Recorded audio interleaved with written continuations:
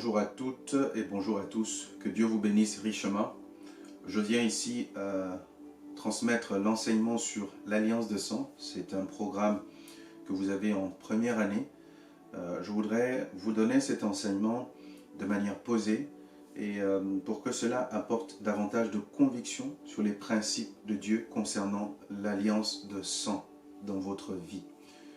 Concrètement parlant, il s'agit de notre alliance de sang avec Dieu. Mais pour mieux le comprendre, il faudrait que nous allions voir ce que cela voudrait dire de manière naturelle, ce que cela implique dans notre vie et dans notre quotidien.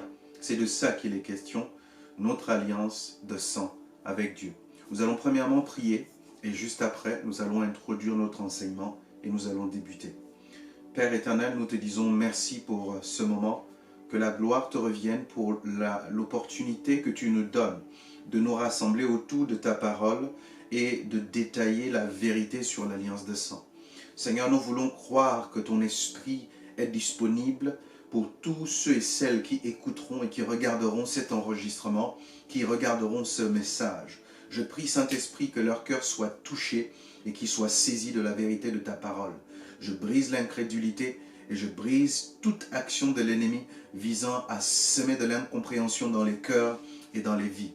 Au nom puissant et glorieux de Jésus-Christ. Amen.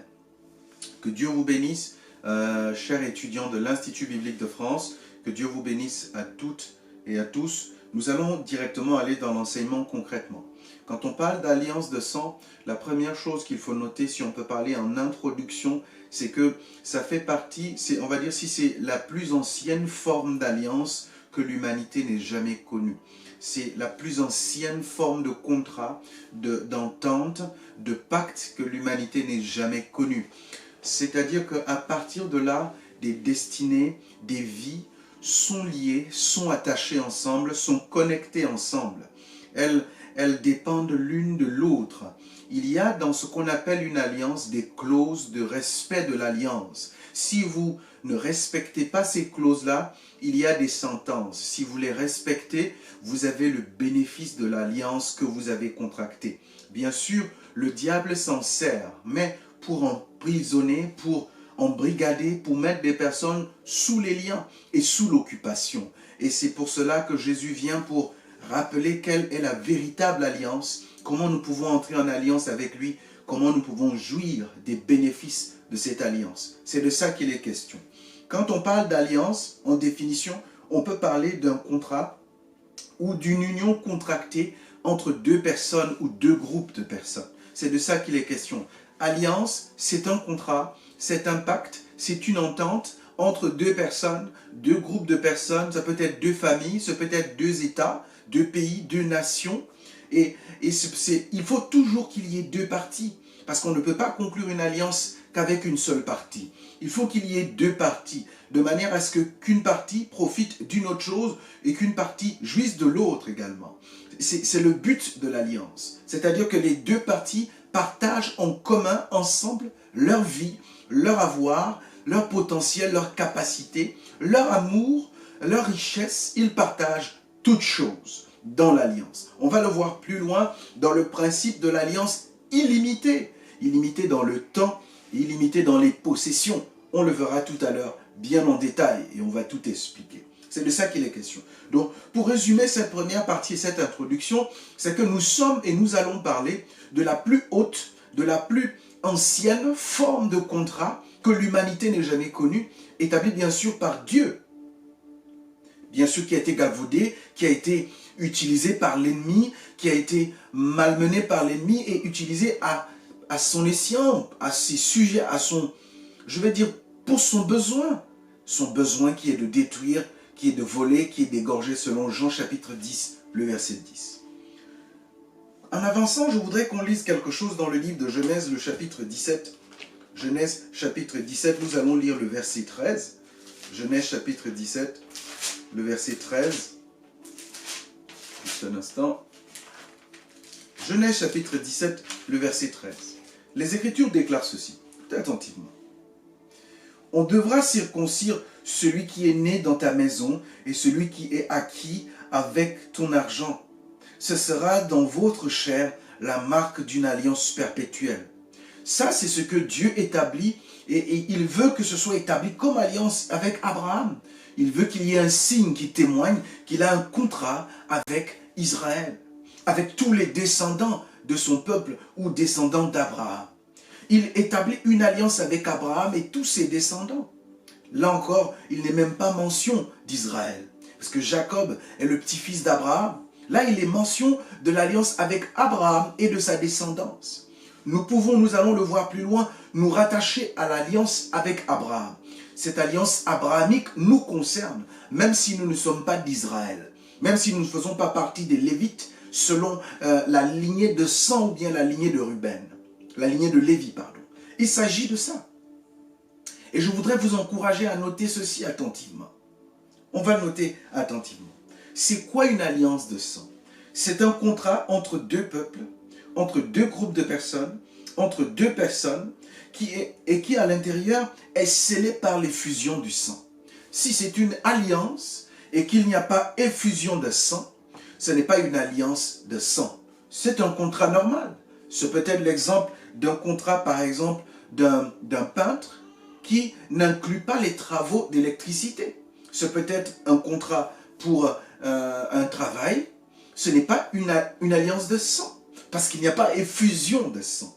Pour que cela revête sa capacité surnaturelle, pour que cela ait un impact sur les générations futures, générations descendantes, il faut qu'il y ait effusion de sang. C'est l'effusion de sang ou la représentativité de l'effusion de sang d'une des parties de l'alliance qui fait que cela revête une capacité surnaturelle qui a un impact sur les générations futures. C'est de ça qu'il est question. Et j'espère qu'on le saisit ensemble. Cet impact sacré, cet impact durable, cet impact contraignant, il a ceci de particulier, c'est qu'il est sacré, il est durable, il est contraignant. Il contraint les parties à obéir aux règles, aux principes, aux clauses de l'alliance. Il est contraignant. Dans les clauses, il y a le principe de contrainte, d'obligation à se soumettre à l'alliance. C'est de ça qu'il est question. Et je voudrais qu'on comprenne bien la portée, la profondeur, la hauteur, la dimension de ce qu'une alliance de sang est. De l'impact que cela peut avoir, non seulement dans la vie de celui qui conclut une alliance de sang, mais sur ses descendants, sur ses fils, sur les personnes qui viennent après lui, sur ceux qui viendront après. Qu'est-ce que cela implique pour eux? Qu'est-ce que cela implique dans leur vie? L'alliance de sang engage celui qui pose sa goutte de sang sur l'autel de l'alliance. Elle engage la vie de cette personne. Elle engage la vie de ses descendants. Elle engage la vie de ses aïeux, de ses arrière-descendants. Elle engage tous ceux de sa lignée dont le sang qui a été posé sur l'autel de l'alliance coule dans leurs veines. Ça veut dire que si nous avons de manière génétique, par naissance, par le sang, par les liens du sang, nous sommes nés d'une famille, nous allons hériter des alliances conclues par un de nos aïeuls. Parce que le sang posé sur l'autel de l'alliance conclut une alliance, engage celui qui l'a fait et engage ses descendants. C'est la raison pour laquelle nous sommes pécheurs, parce que quelqu'un nous a transmis cette nature par le sang qui coule dans ses veines. Adam et Ève. Ils nous l'ont transmis. De même, dans une alliance contractée entre deux groupes de peuples, entre deux personnes, entre deux nations, le sang coule, il y a obligation, une contrainte de respecter les contraintes et les clauses de l'alliance. Alors, ceux qui vont suivre comme descendants, héritant le sang qui a coulé sur l'alliance, ont obligation également de s'y soumettre. Je vais dire, ont contrainte de s'y soumettre. S'ils ne s'y soumettent pas, la loi de l'alliance établie par Dieu les y oblige. Parce que leur sang a été engagé dans une alliance. Leur sang a été engagé dans une alliance. Vous pouvez vous retrouver aujourd'hui dans votre vie, vous subissez certaines choses, vous vivez certaines réalités spirituelles sans savoir ni où cela vient. Vous ne vous êtes pas vous-même levé pour vous engager dans des actions avec le diable. Vous engagez dans les actions ésotériques, dans des actions mystiques, diaboliques. sataniques. Vous ne vous y êtes pas engagé dans des liens de péché. Certaines personnes vivent un style d'impudicité sans savoir d'où cela vient. Cela peut être à l'origine, l'alliance de sang peut en être à l'origine. Parce que si un de vos aïeuls, sur l'autel de l'alliance, avec une force maléfique, a engagé le sang qui coule dans ses veines, afin que toute sa descendance y soit impliquée, vous êtes héritier de cette alliance. S'il y a des malédictions qui ont été prononcées contre ceux qui ne respecteraient pas certaines clauses, vous, innocents, ignorants des clauses de l'alliance, vous allez hériter de la malédiction, parce que vous êtes ignorants des clauses de l'alliance. Et même, peut-être parce que vous ne voulez pas vous engager, vous ne voulez pas obéir à ces clauses. Tout simplement parce que vous dites, je ne me suis pas engagé dans cette alliance. Pourquoi respecterai-je ces clauses? L'alliance de sang ne tient pas compte de cela. Elle ne tient pas compte de dire, je ne veux pas le faire. Elle ne tient pas compte de dire, je n'aime pas le faire. Elle ne tient pas compte de dire, je n'étais pas présent. Elle ne tient pas compte de dire, je suis de telle 15, 20, 30e génération. Elle ne tient pas compte de cela. Même 500 générations après, elle ne tient pas compte de la durée. Elle est illimitée dans le temps, illimitée dans les avoirs. Ça veut dire que autant que le sang sera transmis de génération en génération, cette alliance sera valable. Elle sera valable. Les clauses en vigueur, les clauses seront légales selon le principe de l'alliance de sang. Beaucoup s'y sont engagés. Beaucoup s'y sont retrouvés sans savoir pourquoi, sans savoir comment ils y sont arrivés là. Mais vous y êtes arrivés. Et Dieu m'envoie vous parler aujourd'hui, au travers de cet enseignement. Vous vous retrouvez aujourd'hui de manière pour vous, ou bien pour vous, sans avoir fait le choix de vous y retrouver. Mais parce que votre sang, celui qui coule dans vos veines, a été engagé sur l'autel d'une alliance. En Afrique, en Europe, en Amérique, il y a longtemps, vous aviez été engagé. Vous êtes en Asie, votre sang a été engagé dans une alliance. Et aujourd'hui, vous en payez les frais. Sans le vouloir, vous avez une parole négative, de malédiction qui suit votre vie, une parole de célibat qui suit votre vie, une parole qui détruit votre mariage, qui suit votre vie, une parole qui détruit vos affaires, vos projets, qui suit votre vie. Vous avez une clause qui suit votre vie et vous maintient à un certain niveau d'influence et d'impact dans la société. Parce que le sang qui coule dans vos veines respecte une clause d'alliance qui a donné, par l'effusion du sang, une capacité surnaturelle aux paroles qui ont été engagées pendant que l'alliance était conclue. C'est de ça qu'il est question. C'est une affaire très sérieuse. Lisons encore. Une alliance n'est pas faite pour quelque temps. Une alliance n'est pas faite pour 1 an, pour 2 ans, pour 3 ans. Mais elle est faite de manière perpétuelle. La Bible nous dit ceci. Dieu dit qu'il conclut une alliance perpétuelle. Et le diable et ses démons prennent ce que Dieu fait. Ils l'imitent, ils le dupliquent. Et ils mettent des clauses de destruction, des clauses de lien, des clauses d'enchaînement, d'embrigadement, des clauses de destruction. Et ils maintiennent les principes fondateurs. C'est-à-dire que l'alliance qu'il maintient, le diable, c'est une alliance perpétuelle de destruction. Une alliance perpétuelle de vol, une alliance perpétuelle de mort, une alliance perpétuelle de sécheresse, une alliance perpétuelle de stérilité, une alliance perpétuelle de destruction, de dépravation. Il maintient certaines clauses et il instruit à l'intérieur de l'alliance ce qui lui plaît. Et je prie Dieu qu'il ouvre les yeux de quelqu'un, qu'il ouvre les yeux d'un homme, qu'il ouvre les yeux d'une femme, afin qu'elle regarde à l'intérieur d'elle-même, qu'il regarde à l'intérieur de lui-même, et qu'il voit ce que Dieu est capable de faire pour lui, ce que Dieu a accompli pour lui. Mais surtout, qu'elle se rende compte de la grandeur de l'amour de Dieu.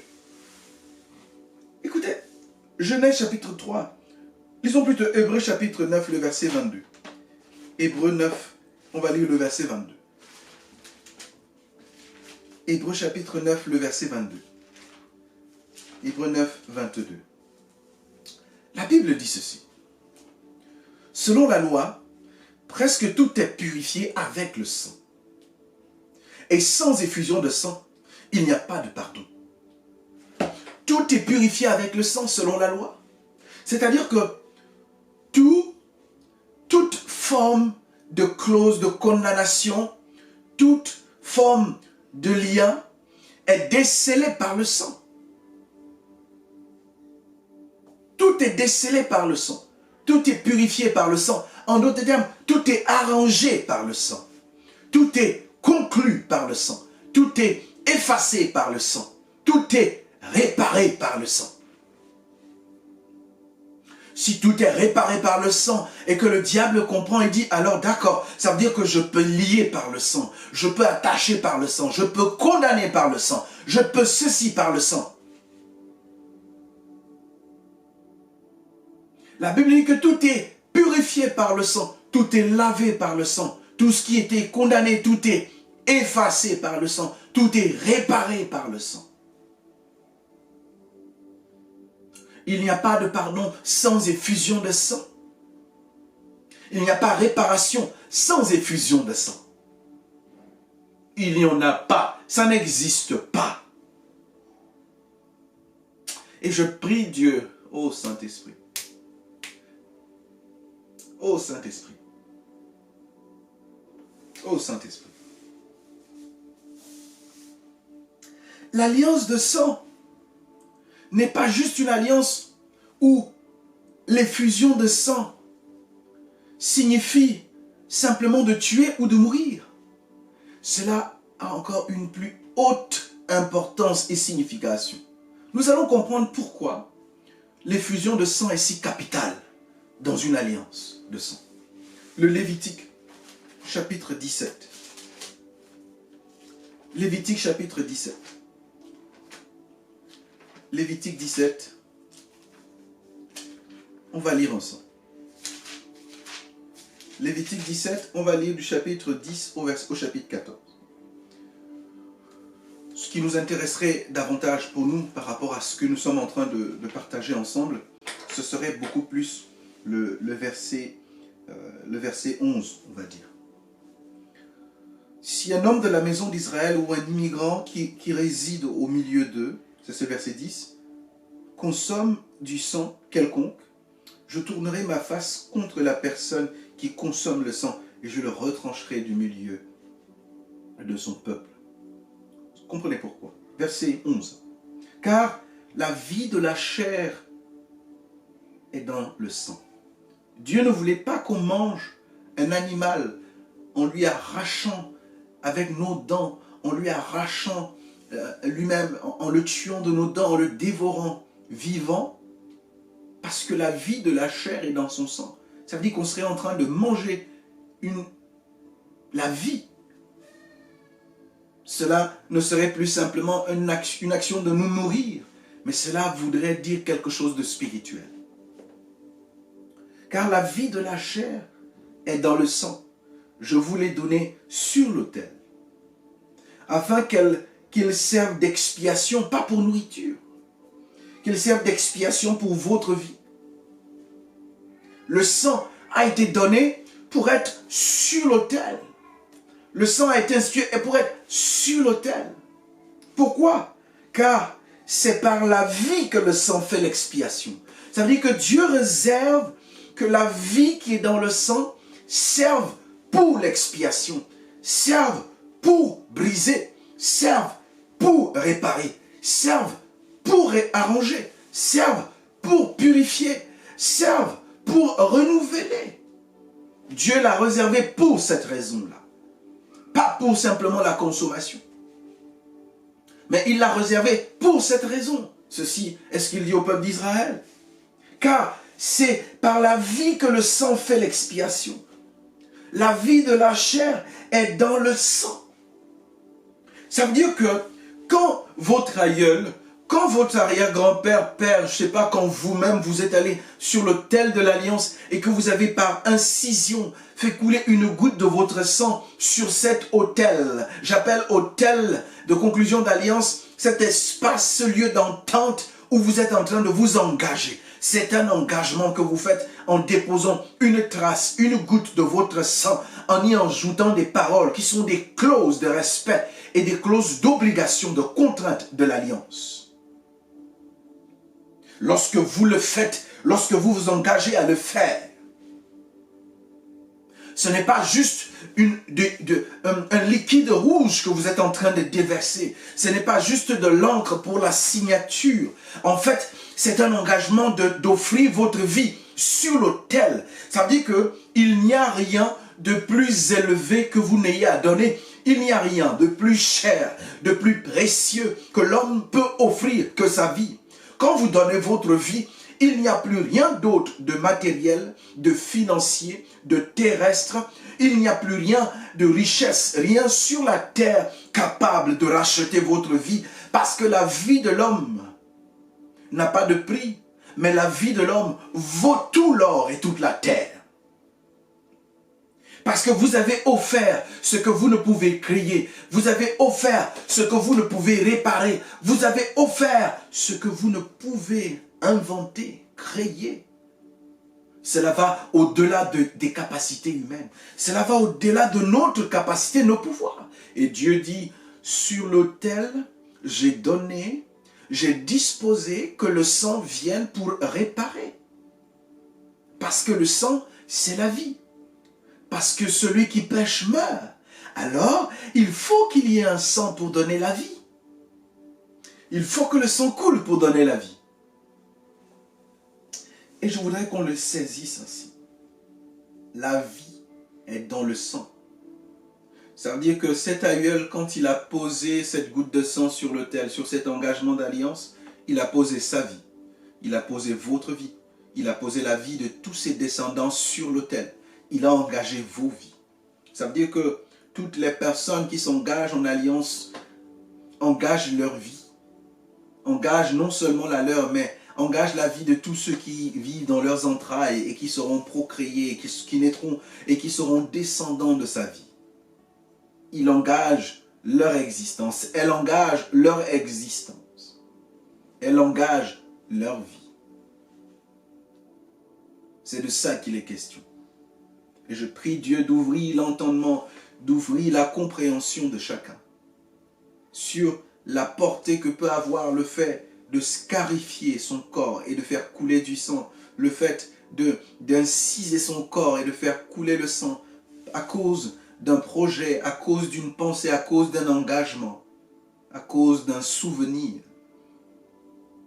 Si vous faites couler le sang pour une raison, vous êtes en train d'engager votre vie pour cette raison. Si vous coulez le sang en mémoire d'un mort, si vous coulez le sang en souvenir, l'alliance, c'est qu'il y a un partage. À un certain moment, vous avez conclu une alliance parce que vous pensiez être supérieur. Vous allez profiter de telle personne. C'est un retour normal que l'autre partie profite également. Ce sont des clauses d'alliance. Des alliances ont été établies et pendant ce temps, le sang africain a coulé, ils ont déporté, ils ont pris du sang, ils ont pris du sang. Le sang a été versé sur l'autel de l'alliance, sur l'autel des contrats. Et aujourd'hui, ils ne veulent pas retourner et payer le prix de l'alliance. C'est illimité et c'est partagé. Illimité dans les avoirs. Une autre forme d'alliance également, c'est au niveau du mariage. C'est pour cela qu'on ne se marie pas pour 1 an, pour 2 ans, pour 3 ans. On ne se marie pas pour 10 ans, on se marie pour la vie, de manière perpétuelle. C'est une alliance de sang. Le rapport sexuel est une alliance de sang. C'est parce que ce n'est pas que l'échange de liquide rouge, mais c'est l'échange de vie. C'est l'échange de vie. C'est le don de sa vie. Et l'homme et la femme échangent la vie. C'est pour cela que le rapport sexuel n'a pas qu'une portée naturelle, une portée charnelle. Il a une portée spirituelle également. Il s'agit d'un engagement commun l'un à l'autre, de manière perpétuelle, illimitée. L'époux partage les biens, l'épouse partage les biens, l'époux partage l'historique, les malédictions ancestrales, les malédictions récupérées par les anciennes religions de son relation de son épouse. L'épouse partage pareil, celles qu'ont hérité son époux par les anciennes relations. C'est un partage. Il partage toutes choses. Il partage toutes choses.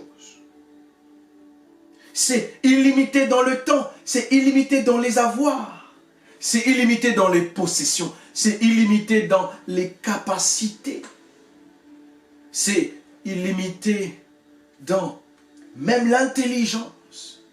La partie A peut profiter de l'intelligence de B. Et c'est où je dis souvent que la chance, ou la grâce, entre guillemets, la chance que les humains ont, c'est qu'en Afrique, en Europe, en Amérique, en Asie, la majorité des personnes qui disent de bonnes aventures, qui engagent des personnes à traiter des alliances de protection pour chercher l'amour, ces personnes sont des charlatans, en majorité. Parce que si la majorité étaient des agents du diable, traités avec, le diable, ces personnes seraient capables de jouir de votre vie parce que vous êtes venu conclure une alliance avec lui. Vous êtes venu offrir votre vie sur l'autel de l'alliance. Parce que vous voulez la protection. Parce que vous ne vous sentez pas en sécurité. Parce que vous voulez l'amour. Parce que vous voulez la richesse. Vous êtes venu traiter alliance avec elle, avec le diable. Alors, il peut profiter de ce qu'il y a dans votre vie que vous ne voyez pas. Il peut jouir de ce qu'il y a dans votre vie que vous ne voyez pas.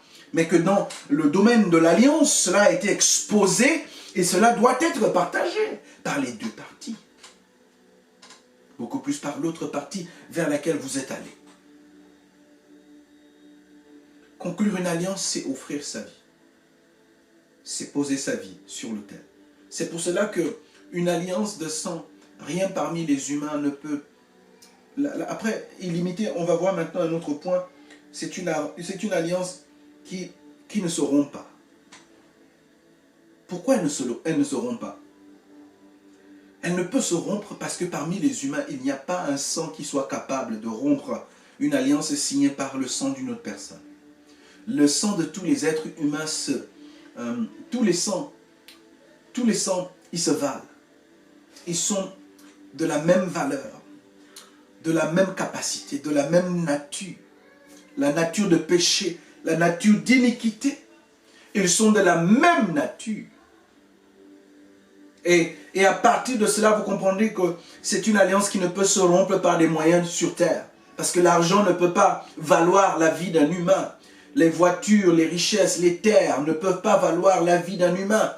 Prendre 10 000 vies pour essayer d'effacer une ne peut pas. Toutes les vies se valent. Ce n'est pas parce que vous en avez pris 100 que cela peut valoir faire l'addition. Non, toutes les vies se valent. Toutes les vies de la terre ont un prix égal à une vie de la terre. Toutes les vies se valent. Aucune n'a la capacité de rompre l'alliance conclue par une autre. Même si vous vous offrez et dire, je reviens sur l'autel de l'alliance et j'offre ma vie pour effacer l'alliance qui a été établie. Non, ce n'est pas valable parce qu'il faut qu'il y ait quelque chose de meilleur pour remplacer quelque chose de caduc, de non meilleur. Il faut qu'il y ait quelque chose d'excellent pour effacer ce qu'a fait quelque chose de médiocre. Mais médiocre n'efface pas médiocre. Faible n'efface pas l'alliance conclue par un faible. Sale n'efface pas l'alliance conclue par un sale. Un souillé ne peut effacer et rompre l'alliance d'un souillé. Le sang des humains sur la terre se valent. Leur vie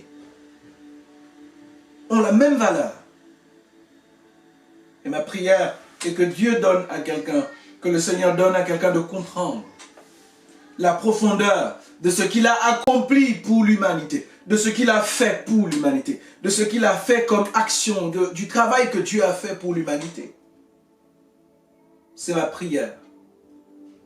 Et je prie pour toi que tu comprennes la grandeur, la hauteur de son amour. Il t'a tellement aimé que voyant comment, dans les rapports sexuels que tu as pu avoir dans le passé, les relations que tu as pu sceller par ces rapports sexuels avec Jean, avec Paul, avec Irène, avec tel prêtre, je ne sais pas qui, toutes ces choses étaient des alliances contractées. C'est pour cela que les Écritures disent, l'homme quittera son père et sa mère et s'attachera, oui, et fera un contrat, oui, fera une alliance. Il s'attachera, il adhérera, il sera collé, il sera un avec son épouse avec sa femme, et les deux deviendront une seule chair, devenue une chair avec Jean, une chair avec Paul, une chair avec Marie, une chair avec telle, une chair avec telle chose. Chacune de ces choses, cette personne, vous en êtes devenu une chair. Alors, vous partagez les malédictions de tel, les malédictions de tel, parce que les alliances sont perpétuelles. Vous bénéficiez, vous partagez, votre vie est ouverte à toutes ces alliances. Et toutes ces personnes peuvent jouir et profiter de vous.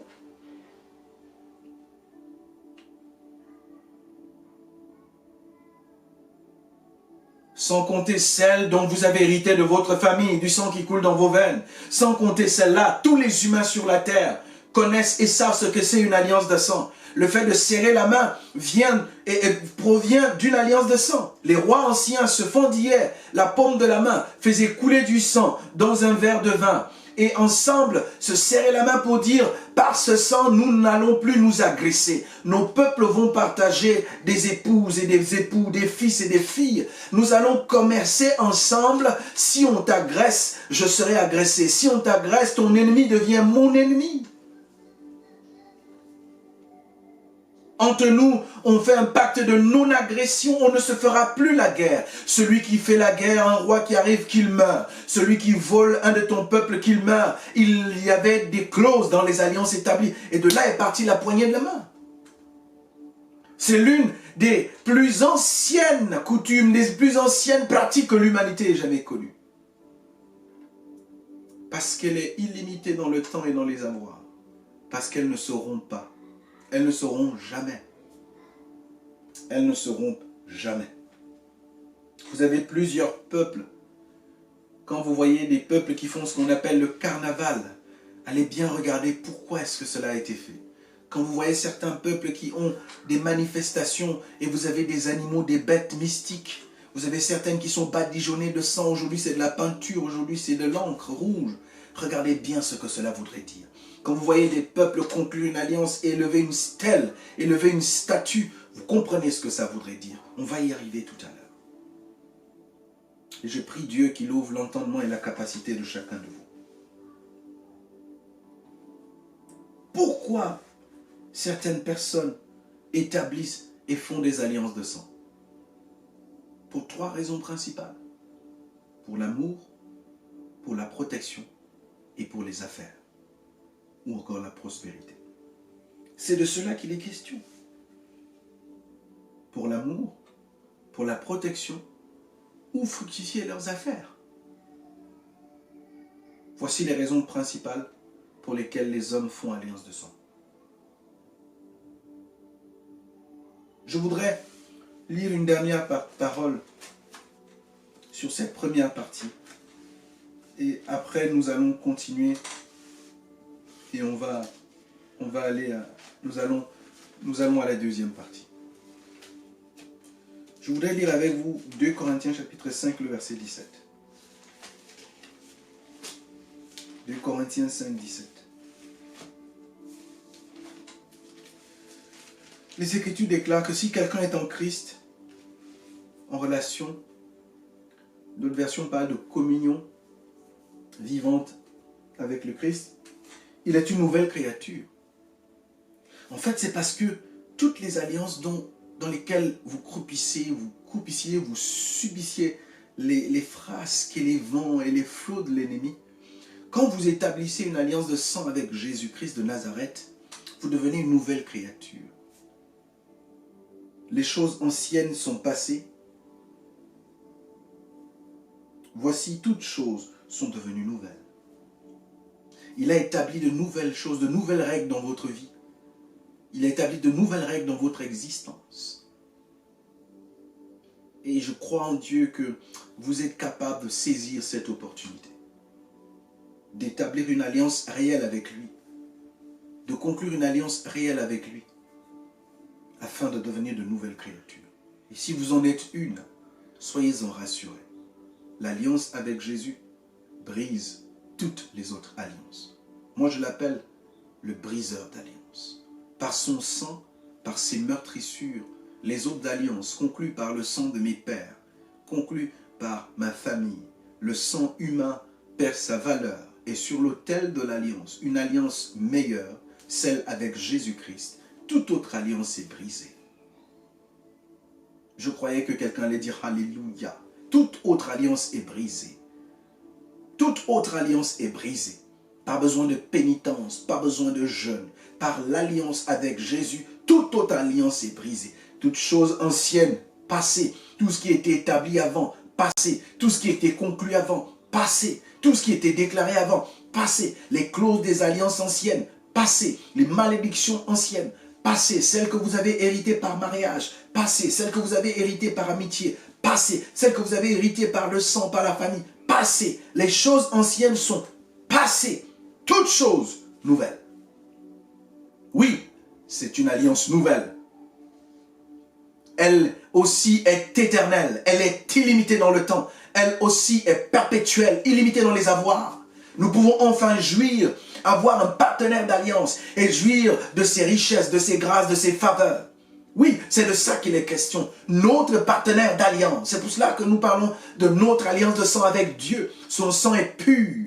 Jean chapitre 1, le verset 29 dit, « Voici l'agneau de Dieu qui ôte le péché du monde. Il enlève le péché et il reprend. Son sang a repris la valeur première pour laquelle Dieu avait institué le sang, pour qu'elle soit établie sur l'autel, pour effacer, pour purifier, que tout soit purifié par le sang. Tout sang ancien, tout sang pécheur, tout sang d'iniquité, tout sang d'homme, toute vie ancienne engagée sur l'autel de l'alliance, par la vie de Jésus, par la vie Zoé, toutes choses sont devenues nouvelles. Il crée une nouvelle vie en vous, il crée une alliance nouvelle, il établit une alliance nouvelle, il brise les choses anciennes, il brise les liens anciens, il brise les anciennes alliances. Par l'alliance avec Jésus, les meurtrissures de Jésus guérissent les maladies que vous avez héritées des alliances anciennes. Guérit les maladies que vous avez reçues des déclarations et prophéties anciennes. Toute maladie héréditaire par le nom de Jésus. Par l'alliance avec Jésus. Toute maladie héréditaire brisée. Toute malédiction héréditaire. Toute prophétie héréditaire qui suit votre existence. Par l'alliance avec Jésus. Par la communion avec Jésus. Son sang coule et il efface toute condamnation. Tout ce qui vous condamnait, tout ce qui vous déclarait impur, impropre à la grâce, le sang de Jésus déclare que vous êtes digne de cela. Notre alliance de sang avec Dieu, notre alliance de sang avec Jésus, oh, gloire à Jésus. Gloire à Jésus, gloire, gloire, gloire à Jésus. Seigneur, merci parce que par ton sang, par ta nouvelle alliance établie, perpétuelle, éternelle, je vis à nouveau. Je sors de toute lignée de malédiction, toute lignée de liens, toute lignée d'échecs, toute lignée de maladies héréditaires, toute lignée de pauvreté, de célibat héréditaire, toute lignée de stérilité héréditaire, toute lignée d'où j'ai bénéficié, j'ai hérité des malédictions venant des alliances conclues moi-même par le sang de Jésus. Toutes ces alliances sont effacées. Elles n'ont plus de pouvoir sur vous. Elles n'ont plus de force sur vous. Elles n'ont plus de force sur vous. Père, je te rends grâce parce que tu en rends conscient chaque fils. Tu en rends conscient chaque fille. Tu en rends conscient chacun qui écoute ce message. Et leur vie ne sera plus jamais la même. Leur vie ne sera plus jamais la même. Au nom puissant, au nom glorieux de Jésus. Amen. Que Dieu vous bénisse richement. Que Dieu vous bénisse richement. Avez-vous besoin d'un temps de prière? Avez-vous besoin d'un suivi particulier concernant certaines alliances de votre vie? Je vous encourage à me contacter, à me faire un message et je reviendrai particulièrement et j'échangerai avec vous concernant ceci afin de bien assimiler les bénéfices de notre alliance de sang avec Dieu. Que Dieu vous bénisse richement au nom glorieux, au nom puissant de Jésus-Christ. Amen. Merci Seigneur.